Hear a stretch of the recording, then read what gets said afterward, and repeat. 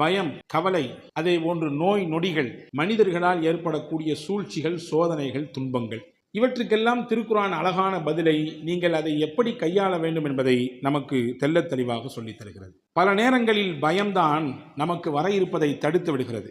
சில நேரங்களில் பயம்தான் நாம் எதை அடைய வேண்டும் என்று நினைத்திருக்கிறோமோ அதை எட்டி பிடிக்க முடியாமல், அதை நம்முடைய வழிக்கு கொண்டு வந்து விட முடியாமல் நம்மை தடை செய்து விடுகிறது. பயமில்லாத வாழ்க்கை, அச்சமில்லாத வாழ்க்கை, இதுதான் ஒவ்வொருவரும் அல்லாஹ்விடத்திலே வேண்ட வேண்டியது. எதிரிகள் புறத்திலிருந்தும் பயம் இருக்கக்கூடாது. சுயமாகவும் ஒரு காரியத்தில் ஈடுபடும் பொழுது, ஒரு காரியத்தை துவங்கும் பொழுது, அப்படி ஆயிருமோ இப்படி ஆயிருமோ, இந்த மாதிரி வந்து நின்றுட்டா என்ன பண்றது, இந்த மாதிரி நின்று போட்டா என்ன பண்றது என்று யோசிப்பதோ பயப்படுவதோ ஒரு மூமினுக்கு அழகல்ல. ஈமான் கொண்டவர் எப்படி இருக்க வேண்டும் என்றால், இறைவனுக்கு மட்டும் அஞ்ச வேண்டும், இறைவனை பயப்பட வேண்டும். அல்லாஹ்வை பயப்படுவதும் அஞ்சுவதும் தான் அல்லாஹ்வை தவிர்த்து உலகத்தில் வேறு யாருக்கும் பயப்படாத உயர்ந்த துணிவை நமக்கு தரும்.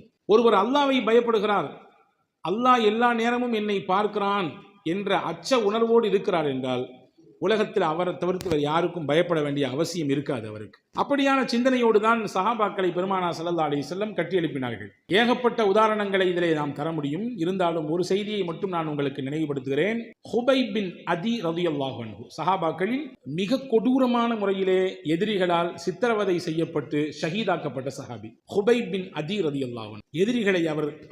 எதிரிகள் அவரை தூக்கி கொண்டு போய்விட்டார்கள். மக்காவின் வீதிகளிலே சந்தை பொருளை போன்று விற்கப்பட்டார். ஒரு கட்டத்தில் இவருக்கு மரண தண்டனை கொடுக்க வேண்டும் என்று தீர்மானித்த எதிரிகள் அதுவரை யாருக்கும் கொடுக்காத தண்டனையை கொடுத்தார்கள். அதுதான் அடித்து சித்திரவதை செய்து இரத்தத்தையும் தோலையும் உரித்து சிலுவையிலே ஏற்றி அவரை கொடூரமான முறையிலே கொலை செய்ய வேண்டும் என்று நினைத்தார்கள்.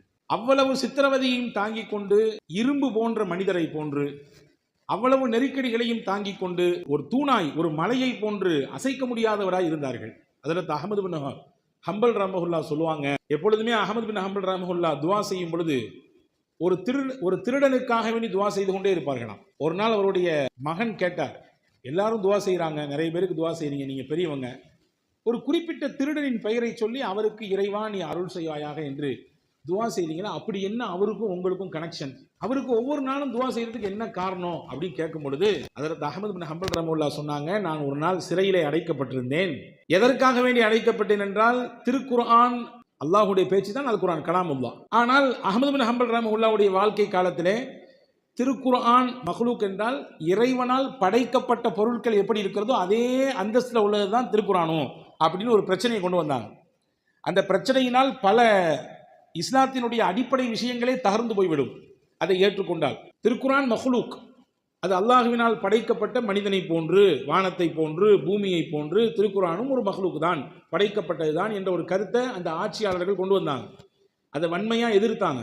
திருக்குர்ஆன் என்பது மக்லூக் அல்ல, அல்லாஹ்வினால் படைக்கப்பட்டது, அல்லாஹ்வுடைய வேதம், அல்லாஹ்வுடைய வார்த்தை என்று சொன்னதன் காரணமாக அஹ்மது பின் ஹம்பல் ரஹ்மத்துல்லாஹை சிறையில் தூக்கி வச்சாங்க. நீங்கள் உங்கள் கொள்கையிலிருந்து பின்வாங்கணும்னு சொல்லி. ஆனால் வாங்கவே இல்லை கடைசி வரை. ஆனால் ஒரு கட்டத்தில் ஒரு விதமான ஒரு தயக்க நிலை, ஒரு விதமான மனதினுடைய அழுத்தம். அப்போ அந்த சிறையில் இருந்த அந்த திருடர் சொன்னாராம், ஏங்க நீங்கள் ஏங்க பயப்படுறீங்க, நான் தைரியமாக திருடி போட்டே நான் பேசாமல் உட்காந்துருக்கேன் சிறையில். திருடிட்டு கொள்ளையடிச்சிட்டு இல்லாத தப்புலாம் பண்ணிட்டு நான் சிறையில் தைரியமாக இருக்கும் பொழுது நீங்கள் உண்மையை சொல்லிட்டு ஏன் பயப்படணும்? உண்மையில் இருக்கும்போது எதற்கு பயம் வர வேண்டும்? பயப்படாதீங்க, துணிச்சிடாதீங்க, இந்த உண்மை உங்களை காப்பாற்றும். நிச்சயமாக நீங்கள் பொய் உங்களுக்கு முன்னால் சரணடையும், உண்மைதான் உங்களை ஜெயிக்க வைக்கும், பயப்படாதீர்கள் என்று அவர் எனக்கு தைரியம் சொன்னார். அதற்கு பிறகு எனக்கு ஒரு புத்தெழுச்சி வந்தது, ஒரு புத்துணர்வு ஏற்பட்டது. எனவே தான் அந்த தைரியத்தை அந்த சிறைச்சாலையிலிருந்து கொடுத்த அந்த திருடருக்காகவே நான் துவா செய்து கொண்டிருக்கிறேன் என்று அஹ்மது பின் ஹம்பல் ரஹ்மத்துல்லாஹி சொல்லுவாங்களாம். நான் எதுக்கு சொல்றேன்னா, அச்சப்படுத்துவதற்கு பல ரூபங்கள் இருக்கிறது. மரணத்தை கொண்டு அச்சப்படுத்துவார்கள், வேதனைகளை கொண்டு சில சமயங்களிலே அச்சத்தை ஏற்படுத்துவார்கள், கடுமையான நெருக்கடியை ஏற்படுத்தக்கூடிய சட்டங்களை போட்டு அச்சப்படுத்துவார்கள். ஆனால் உண்மையான மூமின்கள் பயப்பட மாட்டார்கள். ஹுபைப் பின் அதி ரலியல்லாஹு அன்ஹு அவர்கள் கடும் சித்திரவதை, கடுமையான வேதனை, கடைசியில் தூக்கு மேடைக்கு கொண்டு நிப்பாட்டப்படும் பொழுது ஹுபைப் பின் அதி ரலியல்லாஹு கேட்டாங்களாம் எதிரிகள்கிட்ட, என்னுடைய கடைசி ஆசையை கேட்க மாட்டீங்களான்னு கேட்டாங்களாம். என்ன, மரணத்தின் கயிறை முத்தமிட போகிறாய், சொல்லிக்கோ, உன்னுடைய ஆசை என்ன? ஹுபைப் பின் அதி ரலியல்லாஹு சொன்னாங்க, 2 ரக்காத் தொழணும், அதான் எனக்கு ஆசை. நான் இறக்க போகிறேன், இப்பொழுது மரணத்தின் கயிறை முத்தமிட போகிறேன், எனக்கு 2 ரக்காய் தொழ வேண்டும். அதற்கு மட்டும் அனுமதி கொடு என்று கேட்டார்கள். ஹஜ்ரத் ஹுபைப் பின் அதீர் ரலியல்லாஹுவுக்கு அனுமதி வழங்கப்பட்டது. 2 ரக்காத் தொழுதார்கள். வேகமாக தொழுகையை முடித்துக் கொண்டார்கள். எப்பொழுதும் நார்மலா தொழுகிற மாதிரி உண்டான அமைப்புல தொழல, வேகமா தொழுகையை முடிச்சுக்கிட்டாங்க. தொழுகையை முடித்ததற்கு பிறகு எதிரிகள் இருக்கிற பக்கத்தை நோக்கி திரும்பி சொன்னாங்களாமா, நான் ரொம்ப சீக்கிரமா தொழுதுட்டேன், என்னைக்குமே இவ்வளவு சீக்கிரமா தொழ மாட்டேன், நான் ராகத்தாக நிற்பேன், நீண்ட நேரம் ருக்கு செய்வேன், நீண்ட நேரம் சஜிதா செய்வேன், நீண்ட கிராத்துகள் ஓதுவேன் நிலையிலே. ஆனா அப்படி நான் செஞ்சேன்னு சொன்னா இன்னைக்கு உங்களுக்குள்ள குசு குசுன்னு நீங்க பேசுவதற்கு கூட வாய்ப்பு கிடைக்கும். பாரு, மரணத்துக்கு பயந்து போய் தொழுகையை நீளமாக்கி தொழுதுட்டு இருக்கிறார். அவருக்கு மரண பயம் வந்து விட்டுச்சு. அவருக்கு தூக்க பார்த்த உடனே கொலவெறி பயம் வந்துடுச்சு. அதனாலதான் தொழுகையை இன்னும் நீளமாக்கி தொழுகிறார். நீளமாக்கி தொழும் நேரம் வரை அந்த மரணத்தின் நேரம் கொஞ்சம் தள்ளி போகுமல்ல, அதனாலதான் இவர் தொழுதுட்டு இருக்காரு. நீங்க பேசிடக்கூடாது, அப்படி ஒரு சிந்தனை உங்களுக்கு வந்துடக்கூடாது. அதுக்காண்டி தான் வேகமாக தொழுது முடித்தேன். இல்லைன்னு சொன்னால் இன்னும் நீளமாக தொழுவேன் நான் என்று சொன்னார்கள் ஹஜ்ரத் ஹுபைப் பின் அதீர் ரலியல்லாஹு அன்ஹு. இவருடைய உறுதியை பார்த்து கலங்கி போன, இவருடைய அச்சமற்ற சூழலை பார்த்து கலங்கி போன எதிரிகள் கடைசியாக ஒரு சந்தர்ப்பம் உனக்கு வேணா கொடுக்குறோம், அதியே உனக்கு மரண தண்டனையிலிருந்து ஹுபைபே உனக்கு மரணத்திலிருந்து விடுதலை தந்துடுறோம், உன்னை நாங்கள் கொல்ல மாட்டோம், உன்னை எதுவும் செய்ய மாட்டோம், விட்டுறோம் உங்களே. இந்த தூக்கு மேடையில் நீ யாரை உன்னுடைய வழிகாட்டியாக தலைவராக நினைத்திருக்கிறாயோ அந்த முகம்மதை இங்கே நிற்பதாக கற்பனை செய்து கொள். ஒரு இமேஜினேஷன், அவ்வளவுதான். இந்த தூக்கு மேடையில இன்னைக்கு ஹுபைபாகிய நான் நிற்கிறேன், இந்த இடத்தில் என்னுடைய வழிகாட்டி இறை தூதர் முகம்மது நிற்கிறார் என்று கற்பனை செய். வரலாற்றில் எழுதுறாங்க, இப்படி ஒரு அவகாசம் அவருக்கு கிடைக்குது. எந்த நேரத்தில் கிடைச்சுன்னா சாதாரண நேரத்தில் கிடைக்கல. அடிச்சு உடம்புல இருந்து ரத்தம் எல்லாம் பீரிட்டு வெளியே வருது, சதைகள் எல்லாம் பிஞ்சு தொங்குது, உடலில் உயிர் மட்டும்தான் மிச்சம் இருக்குது. அந்த நேரத்தில் ஒரு அவகாசம் கொடுக்குறான். நீங்க சாதாரண மனிதராக நீங்கள் யோசித்து பார்க்க வேண்டும். இப்படி ஒரு சந்தர்ப்பம் கிடைக்காதா என்று தூக்கு கயிறை மரணத்தை பார்க்கக்கூடிய நபரை ஏங்குவது இயல்பு. ஆனால் அந்த நேரத்திலும் துளி அளவும் முகத்தில் அச்சம் இல்லாமல் பயம் இல்லாமல் சொன்னார்கள் ஹுபைப் பின் அதீர் ரலியல்லாஹு அன்ஹு, இந்த இடத்துல என்னுடைய இறை தூதரை நினைச்சு பார்க்கிறதா, நானோ என் குடும்பமோ என்னுடைய இறை தூதருடைய காலில் முள் தைப்பதை கூட நாங்கள் இமேஜினேஷன் கூட பண்ண மாட்டோம். அந்த கற்பனை பண்ணாலுமே கூட எங்க கல்பெல்லாம் வலிக்கும். அவங்க காலில் முள் தச்சா கூட எங்க கல்பு வலிக்கும் சொன்னா, நான் அனுபவிக்க போகக்கூடிய இந்த மரணத்தின் இந்த நிலையை அவர்களுக்கு கொடுப்பதாக நான் எப்படி கற்பனை பண்ணுவேன்? முள் குத்துறதையே சம்மதிக்காது என் உள்ளம், என்னுடைய எண்ணம். மரணத்தை கொண்டு வந்து நினைப்பதற்கு என்னுடைய உள்ளம் ஏற்றுக்கொள்ளுமா? முடியவே முடியாது என்று சொன்னார். கடைசியில் கிடைத்த வாய்ப்பையும் நிராகரித்தார். அவர் மரணத்தை அந்த நேரத்திலே முத்தமிட்டார். இவரிடத்திலிருந்து தூது கொண்டு போய் நபியிடத்திலே சொல்வதற்கு ஆளே இல்லை. ஆனால் கயிற்றை பிடித்துக் கொண்டு பேசினார், யா ரசூலல்லாஹ், இந்த மார்க்கத்திற்காக வேண்டி என்னுடைய இந்த உயிரை தருவதை நினைத்து நான் பயப்படவில்லை, பாக்கியமாக நினைக்கிறேன், எனக்கு கிடைத்த பாக்கியம். இப்பொழுது உங்களுக்கு என்னுடைய சலாத்தை தெரிவிக்கிறேன். இங்கிருந்து தூது கொண்டு போவதற்கு ஆட்கள் இல்லை, நம்புகிறேன், அல்லாஹ் இதை உங்களுக்கு சொல்லுவான் என்று. அஸ்ஸலாத்து வஸ்ஸலாமு அலைக்க யா ரசூலல்லாஹ் என்று சொல்லி முடித்தார்கள். மதீனாவில் இதே நேரத்தில் இதே செகண்ட்ல சபையிலே பெருமானார் பேசிக் கொண்டிருந்தார்கள். முஆவியா ரலியல்லாஹு அறிவிக்கிறாங்க, பேசிக்கிட்டு இருக்கும் பொழுதே திடீர்னு பெருமானார் கண் கலங்கி, வ அலைக்குமுஸ் ஸலாம் யா ஹுபைப், ஹுபைபே அல்லாஹ் உங்கள் மீது சாந்தி சமாதானத்தை ஏற்படுத்தட்டும். ஹுபைப் சொன்ன சலாத்தை அல்லாஹ் கொண்டு சேர்த்து விட்டான் நபிக்கு.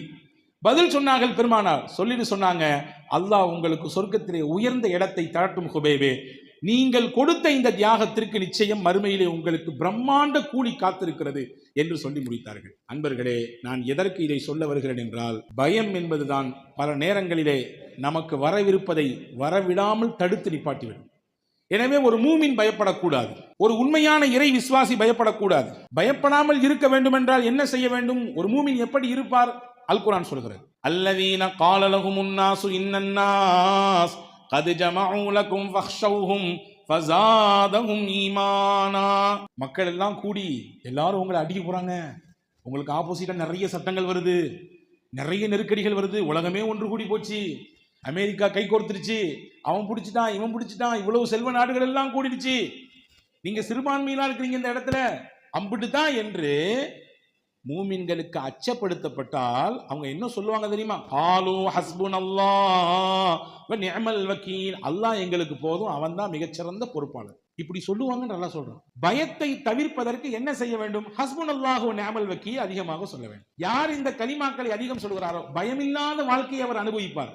எதிரிகளை கண்டு அவருக்கு பயம் இருக்காது, வாழ்க்கையில தோத்து போயிடணும் பயம் இருக்காது, இந்த இடத்துக்கு போறோமோ நம்ம என்ன ஆக போறோமோ பயம் இருக்காது. வாழ்க்கையில ஜெயிக்கிறதுக்காக வேண்டி தொழில முடக்கி வச்சிருக்குமே இவ்வளவு பெரிய முதல்ல தோந்து போயிருவோமோ, லாஸ் ஆயிருவோமோ பயம் இருக்காது. ஏன்? எனக்கு அல்லாஹ் போதும், அவன் தான் சிறந்த பொறுப்பாளர் என்ற வார்த்தையை சொல்லியிருப்பதனால அல்லாஹ் அவருக்கு தைரியத்தை கொடுப்பான், அல்லாஹ் அவருக்கு தன்னம்பிக்கையை கொடுப்பான், அல்லாஹ் அவரை பயத்தின் பட்டம் கொண்டு சேர்க்க மாட்டான். முடிஞ்சிருச்சு. 70 சஹாபாக்கள் ஷஹீத் ஆயிட்டாங்க. மதீனால உள்ள வந்து அடிச்சுட்டு போயிருக்காங்க. மக்கால இருந்து வந்த மக்கள் குஃபார்கள் மதீனாவுக்குள்ளே வந்து அடித்து விட்டு போயிருக்கிறார்கள். பதில முஸ்லிம்களுக்கு வெற்றி. மதீனால இருந்து வெளியே போய் சண்டை போட்டாங்க. இங்க மதீனாவுக்குள்ள வந்து மக்காக்காரங்க வந்து அடிச்சு 70 பேரை ஷஹீத் ஆக்கிட்டாங்க. இப்ப போய் அடியோடும் வேதனையோடும் ரத்தத்தோடும் சஹாபாக்கள் நிற்கும் பொழுது இந்த முனாஃபிக்குகள் என்ன செஞ்சாங்க தெரியுமா? மறுபடியும் இந்த முஸ்லிம்களை பயன்படுத்தணுன்றதுக்காக வேண்டி போயிட்டாங்கன்னு நினைக்காதீங்க, இன்னும் கொஞ்சம் பெரிய படையெடுத்து மறுபடியும் உங்களை பார்க்க வராங்க, மறுபடியும் உங்களோட சண்டை போட வராங்க, மறுபடியும் உங்களை ரத்த கழியாக மாத்திரத்துக்கு வர்றாங்க என்று நயவஞ்சகம் பிடித்த மக்கள் அந்த முஸ்லிம்களுக்கு அவங்களுக்கு அது பயத்த தகவல. இப்ப நாம ரத்தம் சிந்தி நிக்கிறோம், இவ்வளவு இழப்பை இப்ப நாம சந்திச்சு நிக்கிறோம், மறுபடியும் போறோம், மறுபடியும் யுத்தமா, மறுபடியும் சண்டையா, மறுபடியும் கத்தியா, மறுபடியும் கபடாவா. அப்பதான் அவங்க சொன்னாங்க, அல்லாஹ் எங்களுக்கு போதும், அவன் தான் மிகச்சிறந்த பொறுப்பாளர். அல்லாஹ் ஏன் கூட இருக்கும்போது நான் யாரை பார்த்து பயப்படணும்? எந்த அதிகாரத்தை பார்த்து நான் பயப்படணும்? எந்த ஆட்சியை பார்த்து நான் பயப்படணும்? எந்த சர்வாதிகாரத்தை பார்த்து நான் பயப்படணும்?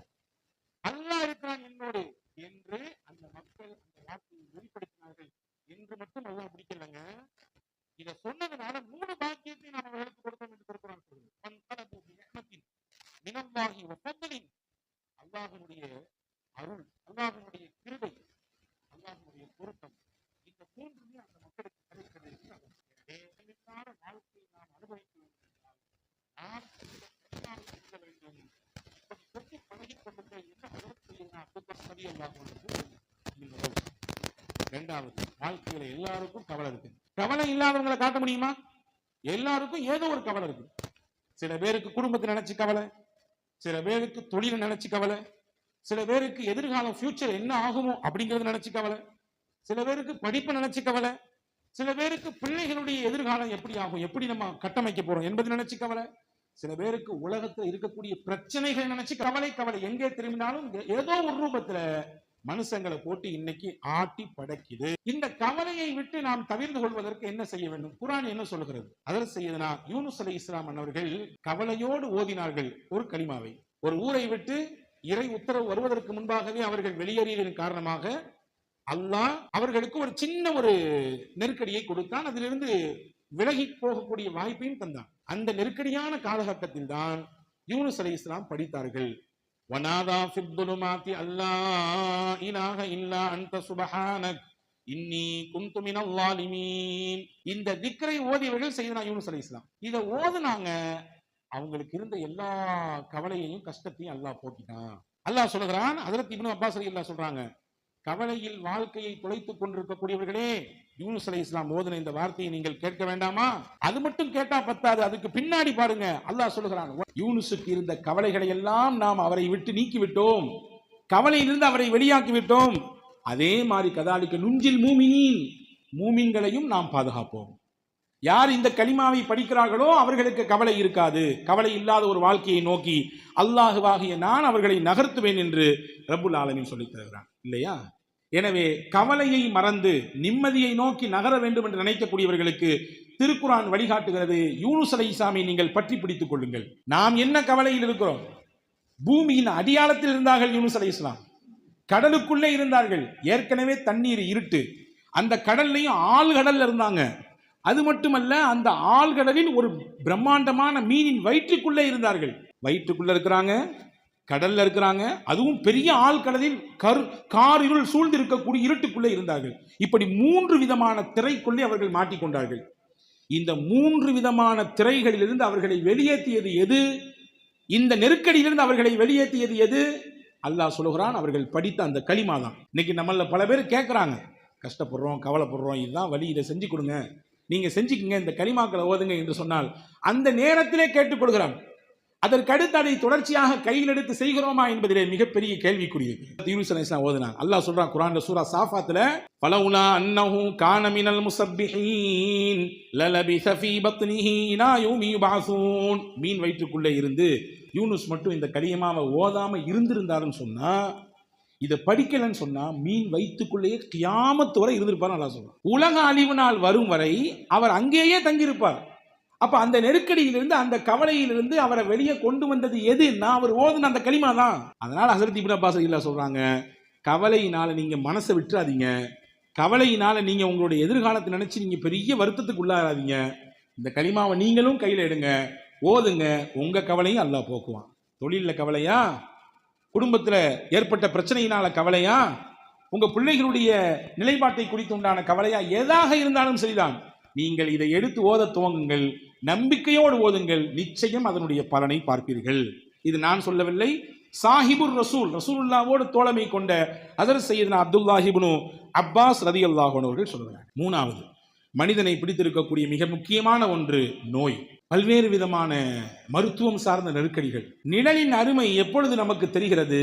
வெயிலுக்கு போனதற்கு பிறகுதான் தெரிகிறது, இல்லையா? தண்ணீரின் அருமை எப்பொழுது தெரிகிறது? தாகத்தினால் கடுமையாக நாவறட்சி ஏற்படுகிற பொழுதுதான் தெரிகிறது. ஒருவரின் இருப்பு எப்பொழுது நாம் புரிகிறோம்? அவரை இழந்ததற்கு பிறகுதான் புரிகிறோம். இருக்கிற வரை அதனுடைய மதிப்பு, அவருடைய அந்தஸ்து தெரியறது இல்லை. மௌத்தா போனதுக்கு பின்னாடி எங்க அப்பா இருந்திருந்தாருன்னா, எங்க அம்மா இருந்திருந்தாங்கன்னா, எங்க தாதா இந்த இடத்துல இருந்திருந்தாங்கன்னா, என் தம்பி இந்த இடத்துல இருந்திருந்தான்னா என்று அவரை பறிகொடுத்ததற்கு பிறகு கவலைப்படுகிறோம். பொதுவாகவே ஒன்றின் மதிப்பு அதை இழந்ததற்கு பிறகுதான் தெரிகிறோம். அப்படித்தான் ஆரோக்கியத்தின் மதிப்பு ஒருவருக்கு உள்வாங்கப்பட வேண்டும் என்றால் நோய் என்ற ஒன்றுக்கு முகம் கொடுத்ததற்கு பிறகுதான் அதனுடைய மதிப்பு தெரியுது. எனவேதான் ரசூலுல்லாஹ் சொன்னாங்க, உன்னுடைய நோய் மிகுந்த காலத்திற்கு முன்னால் உனக்கு கிடைத்திருக்கக்கூடிய ஆரோக்கியத்தை நீ ரொம்ப கிஃப்டா எடுத்து பயன்படுத்திக்கோ, ரொம்ப பெரிய பாக்கியமா நடத்து பயன்படுத்திக்கோ. எத்தனை மக்கள் நோயோடும் நொம்பலத்தோடும் மிகுந்த மன வலியோடும் வேதனையோடும் தன்னுடைய வாழ்க்கையை நகர்த்திக்கிட்டு இருக்கிறாங்க. சரி, நோய் வந்துச்சு நம்பிடுதானா, அதுல இருந்து வெளியே வர முடியாதா? தீர்வே கிடையாதா? உண்டு. அப்படிப்பட்ட நோயோடும் நொம்பலத்தோடும் சிக்கி இருக்கக்கூடியவர்கள் எல்லாம் அய்யூப் அலைஹிஸ்ஸலாமை பாருங்கள். ஹஜ்ரத் இப்னு அப்பாஸ் ரலியல்லாஹு சொல்றாங்க, நீங்க எல்லாம் என்ன ஒரு வருஷம் அல்லது 2 வருஷம் அல்லது வச்சுங்க கூடுதலாக ஒரு 5 வருஷம் 10 வருஷம் படுக்கை இருந்திருப்பீங்களா? ஹஜ்ரத் அய்யூப் அலைஹிஸ்ஸலாம் 18 வருஷம் படுக்கையிலே கிடந்தாங்க. நோய்னா நோய், அப்படி ஒரு நோய். 18 வருஷம் படுக்கையில அவங்களால எந்திரிக்க முடியாது. குடும்பத்தில் இருக்கக்கூடிய மொத்த உறுப்பினர்களும் நாத்தம் அடிக்குது உங்க உடம்புல இருந்து, உங்களை நாங்க பார்க்க மாட்டோம், போயிட்டாங்க வெளியில. சொந்தக்காரங்கள்லாம் நீங்க ஊருக்குள்ள இருக்காதீங்க, வேண்டாம், அவுட்டருக்கு போயிருங்க.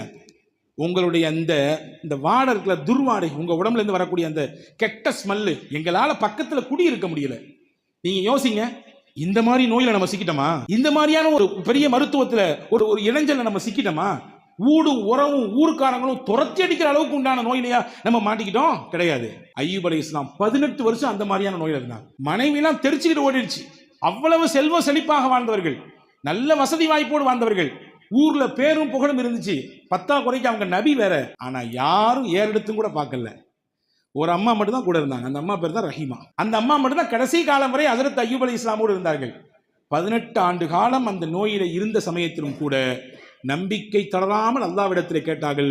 நோயோடு தங்கள் வாழ்க்கையை நகர்த்தி கொண்டிருக்கக்கூடியவர்களே, நீங்கள் எல்லாம் கேட்க வேண்டிய வார்த்தை என்று ஹஜ்ரத் இப்னு அப்பாஸ் ரலியல்லாஹு சொல்றாங்க, அன்னி மஸ்ஸனியல் துர் வ அன்த அர்ஹமுர் ராஹிமீன். நான் ஒரு சிரமத்தில் இருக்கேன் இறைவா, நான் கஷ்டத்தில் இருக்கேன், எனக்கு நோய் இருக்குது உண்மைதான், இதனால நான் படாத பாடு படுறேன் உண்மைதான், ஆனா நீ அர்ஹமுர் ராஹிமீன், நீ இரக்கம் காட்டுபவனுக்கெல்லாம் மிகப்பெரிய இரக்கசாலி. நீ உன்னுடைய இரக்கத்தை நான் எந்த தராசை கொண்டு அளப்பது? உன்னுடைய அன்பை எதை வைத்து நான் ஒப்பிடுவது? ஒரு தகப்பனுக்கும் பிள்ளைக்கும் இருக்கக்கூடிய அன்பாக நான் உன் அன்பை ஒப்பிட முடியுமா? ஒரு தாய்க்கும் ஒரு மகளுக்கும் உண்டான அன்பாக நான் அந்த அன்பை ஒப்பிட முடியுமா? கிடையவே கிடையாது. உன் அன்புக்கு நிகர் நீ மட்டும்தான், உன் அன்பு மட்டும்தான், வேற எதுவுமே நிகராக வர முடியாது. அப்படிப்பட்ட அன்பாளனே, நான் நெருக்கடியில் இருக்கிறேன், கஷ்டத்தில் இருக்கேன், குடும்பத்தில் நிறைய பேருக்கு நோய், என்னுடைய நோயே என்னால் தாங்க முடியல, நீ இரக்கம் காட்டுறப்பே என்று அய்யூப் அலைஹிஸ்ஸலாம் கேட்டாங்க. எனக்கு ஷிஃபாவை கொடுன்னு கேட்கல, நீ ரஹமத்து உள்ளவன், அந்த ரஹமத்தை எனக்கு ஒரு பாகத்தை கொடுன்னு கேட்டாங்க. அல்லாஹ் என்ன சொல்கிறான்? அந்த வசனத்தினுடைய தொடர்ச்சியை பாருங்கள். ஃபஸ்தஜப்னா லஹு ஃபகஷஃப்னா பிஹி மின் துர். நாம் அவருடைய துஆவை கபூல் செய்தோம், அவருக்கு இருந்த சிரமத்தை நோயை நீக்கி கொடுத்தோம்.